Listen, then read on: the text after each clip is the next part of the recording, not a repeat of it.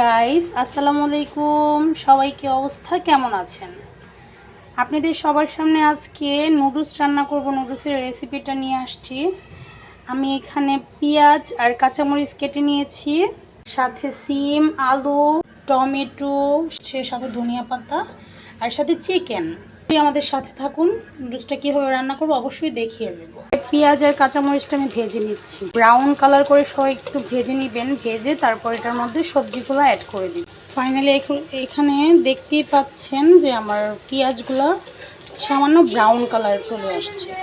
এখন আমি ভেজিটেবলগুলো দিয়ে দিচ্ছি, সাথে আমি চিকেনগুলোও দিয়ে দিচ্ছি। রান্না করব ম্যাগি নুডলস। ম্যাগি নুডলসটা অনেকেই আছে যে সিদ্ধ করে নেয়। আমি এই নুডলসটা সিদ্ধ করব না। যখন আমার ভেজিটেবলটা সিদ্ধ হয়ে যাবে তখন আমি নুডলসটা এটার মধ্যে অ্যাড করে দিব।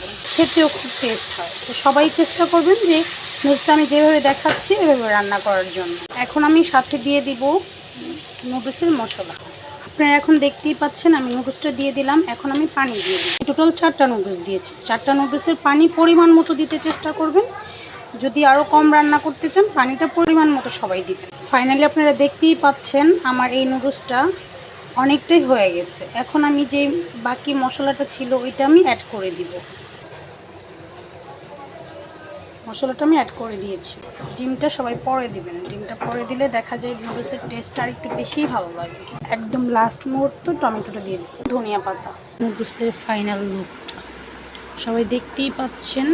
এখন তো আমরা এটা সার্ভ করব, কেমন হবে অবশ্যই জানাবো।